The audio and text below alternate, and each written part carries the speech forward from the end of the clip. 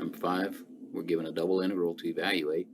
And we can see that I'm supposed to evaluate in the order x, then y, but this is too hard to, I mean, I don't know how to evaluate this in x because I don't know how to evaluate e to the x cubed. So I need to reverse the order. To do that, I need to draw the region that's implied by these limits of integration. It says that my x is going from y to 1, so it's going from this line to 1, and then y goes from 0 to 1. So I can see that's this triangular region here. And so to change the order of integration to y e to the x cubed dy dx, then that means I'm going to do this strip. And so that strip is going from 0, this is y equal x, so it's going from 0, y equals 0 to y equal x, and then the x will go from 0 to 1. And so given that, I can integrate the y. That's going to be y squared over 2, which is going to just be y squared because the 2's will cancel. And then we evaluate times e to the x cubed. I'm going to evaluate that from 0 to x. Well, plugging in the x, I get 0 to 1 x squared e to the x cubed. And then plugging in the 0, you'll get 0. So this is what's left. And that's set up nice for a normal u substitution because du is 3x squared dx. And I can see that I've got this integrating factor of x squared dx. It allows me to rewrite this integral as the integral. Well, x cubed still keeps the same limits, so u goes from 0 to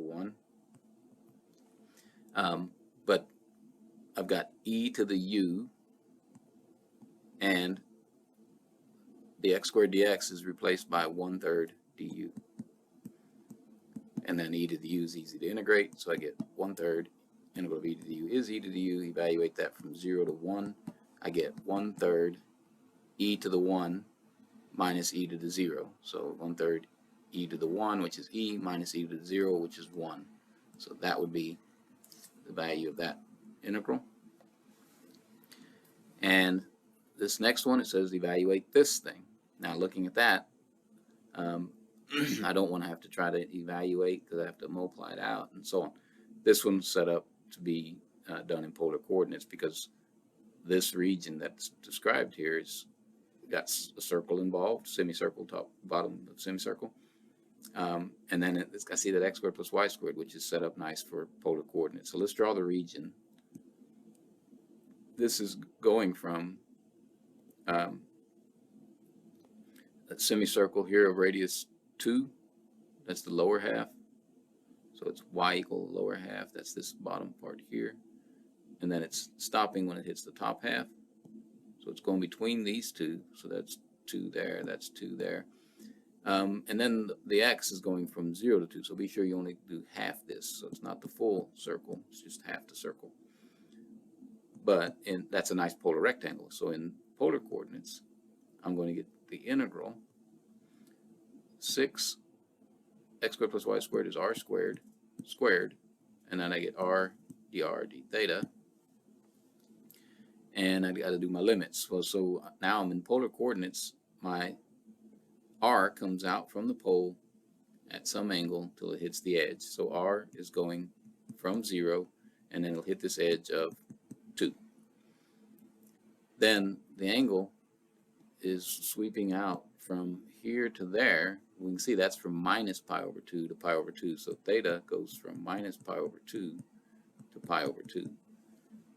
So my integral I'm trying to work out here is minus pi over 2 to pi over 2, 0 to 2. This is going to be r to the 4th, and then multiply is going to be 6r to the 5th dr d theta. So I can integrate the r, and that's going to be r to the 6th over 6. So cancel those out. So it's just going to be r to the 6th from 0 to 2. Plugging in the 2, I'm going to get 2 times 2 times 2. That's going to be 64. So all I have left, and plugging in the 0, you get 0. So what I have left is minus pi over 2 to pi over 2 of 64 d theta. Well, integrating that, you're going to get 64. Integrating, you get theta from minus pi over 2 to pi over 2. and that's going to give you 64. Plugging in the pi over 2 gives you pi over 2. Subtracting and plugging in negative pi over 2 gives you another positive pi over 2 because of the double negative. So that's going to be 64 pi.